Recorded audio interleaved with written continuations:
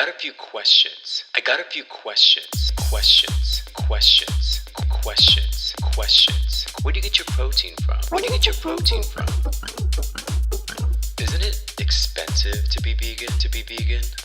Questions. I got a few questions. Haven't we evolved to eat meat? It's natural.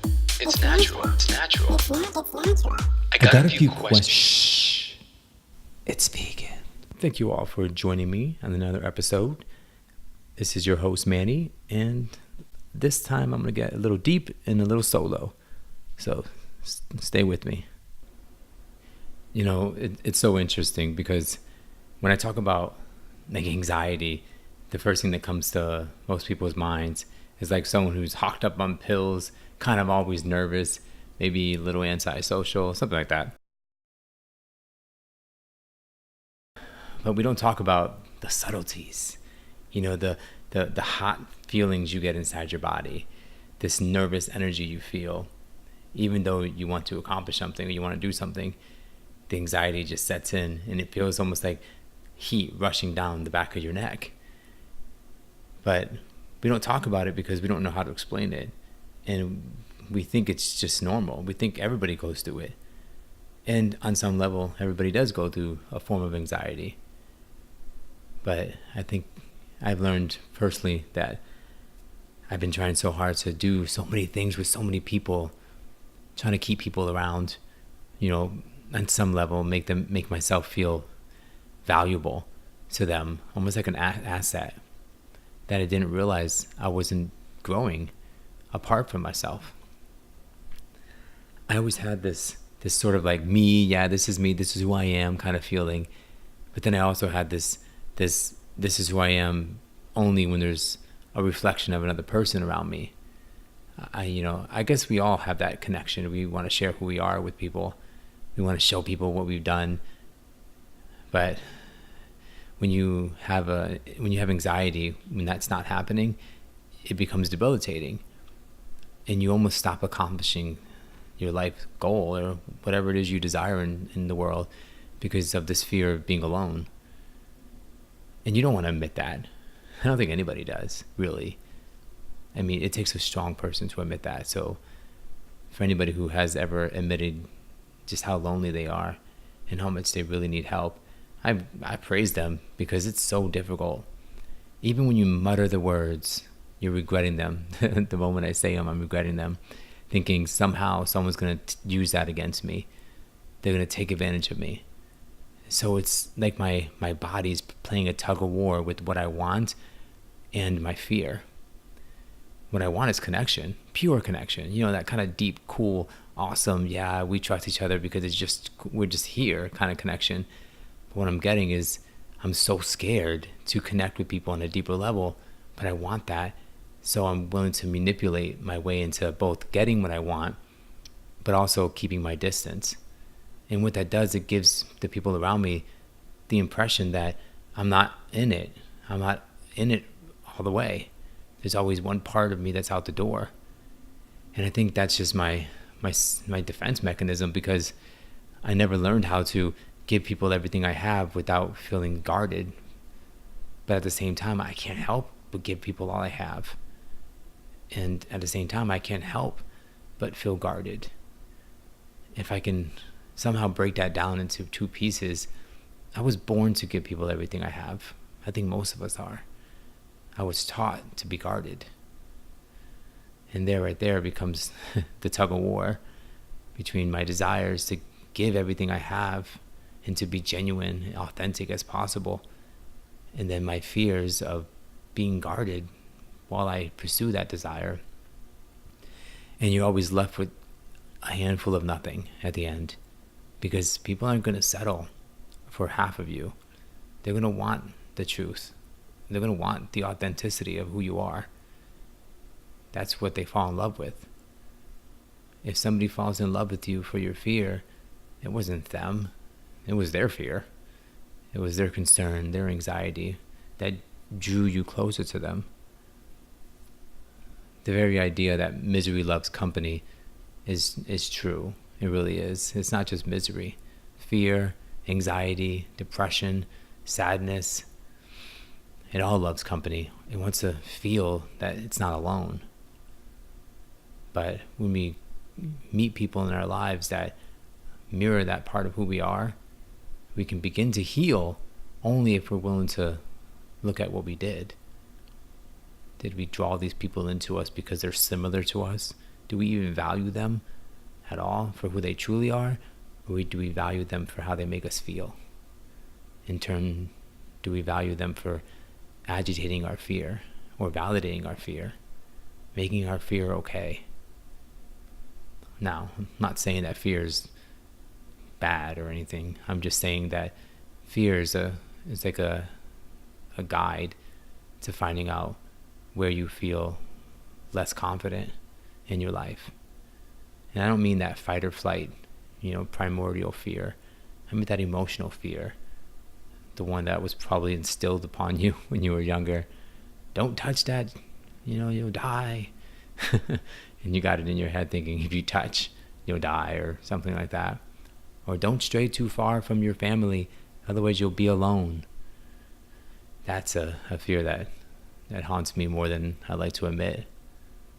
I don't know, it's crazy. I think that we're bound by our families because we're born into them being so vulnerable. But when that's the case, everything they say and everything they do becomes truth. It becomes the absolute to us. And when we get older and we realize the world is bigger, it conflicts with everything we know and everything we thought about the world. And then we feel almost a tug of war, which is what we call a cognitive dissonance, like a tug of war between what's really going on inside and what's really going on outside. And for me, there was this illusion that if I stood up for what I believed in, if I spoke up, that I would lose people around me just for being myself, just for thinking different. And sure, there are times where it hurt people. I understand that.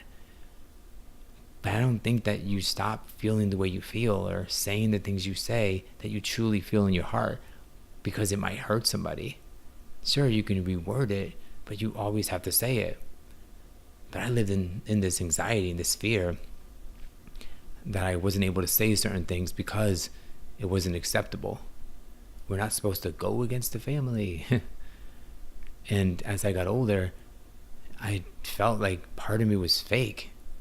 Like I wasn't able to truly express who I was because I was scared that I was going to lose anybody who got close to me. And just the idea of that already built up these walls where I wouldn't let people get just close enough.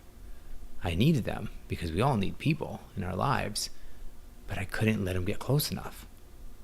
And I only wanted validation for my pain, for my anxiety, for my fear. And I never knew how to develop beyond that. But let me tell you, whether you believe in God, Gaia, spirituality, source, or nothing, something is going to teach you that lesson. Something wants you to feel complete or whole. And it's going to bring people, circumstances, situations into your life that it's going to wake you up. It will shake you to your core. And it's at that moment you can either falter and blame it, or you can say, this right here is my revelation. This is my awakening. This is where I become complete, whole. We all have those moments. Mine happened a couple years ago. And ever since then, I've been on this upward path to what people call enlightenment, what I like to call just less ignorant. And I found myself kind of lost a little bit because I was searching for resolution for the pain I was feeling. And when you search for anything, if you search hard enough, you're going to find something that helps. And sometimes the thing that you think is helping you is actually hindering you. And although I thought I was having a revelation or a moment, it really was, but I didn't realize I was going to have to walk through hell or fire just to get there. And although in retrospect, I look back and I do understand all the paths and all the steps that I took, But I don't know if I would consciously want to ever go through it again. Even though I know on the other side, I am who I am today, I don't think I would ever want to go through it again because it brought so much pain. And I'm not saying it happens like that for everyone, but if you're emotionally triggered or you have a deep emotional connection or you're emotionally profound, I would like to say, available, then most likely it's going to get you emotionally. And it did. It got me emotionally. I lost everything I thought I knew who I was. I lost it all because I started to follow these teachings, these lessons that were telling me that all my pain comes from the past and all my pain comes from the obsession of the future. And on some level, I was supposed to give that up. But at the same time, I remember as a kid, my memories were that I didn't want to repeat the same things, so I would do something different. And the future was always exciting. I didn't live in the future, but I was always excited. I was always excited about it. I was always excited, always happy. And even that feeling of excitement was too external for these teachings that took me down this dark path. And I had to slowly get rid of this excitement. Now, it wasn't deliberate. Now, these teachings didn't say get rid of your excitement. It was very subtle.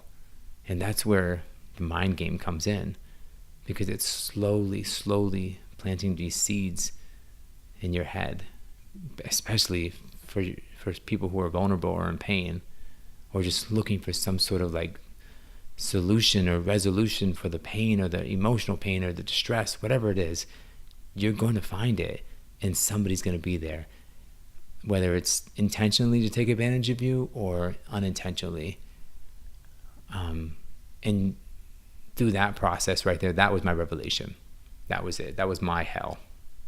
Losing control of my thoughts in my mind, not knowing what was real to me, what wasn't real to me anymore, giving all of my thoughts away to some other energy or some other method or process.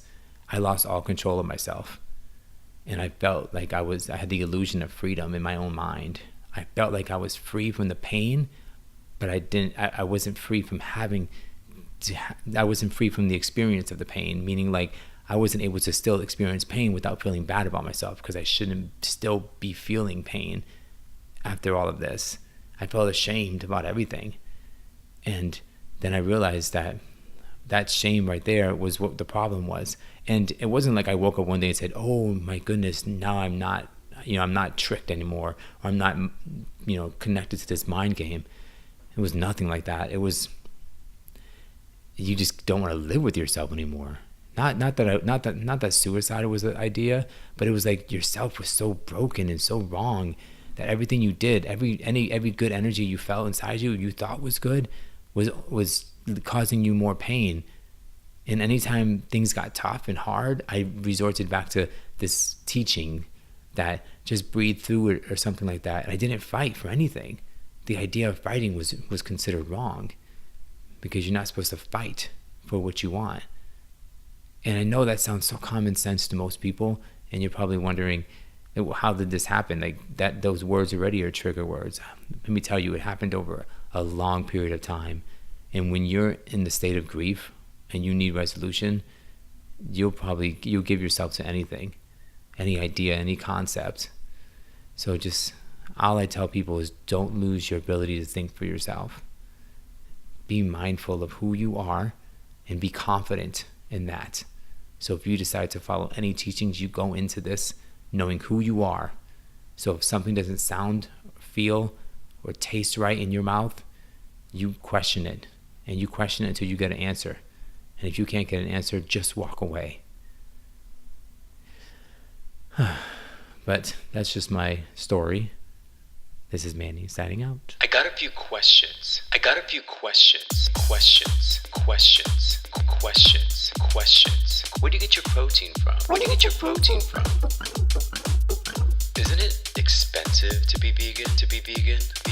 Questions. I got a few questions. Haven't we evolved to eat meat? It's natural. I got a few questions.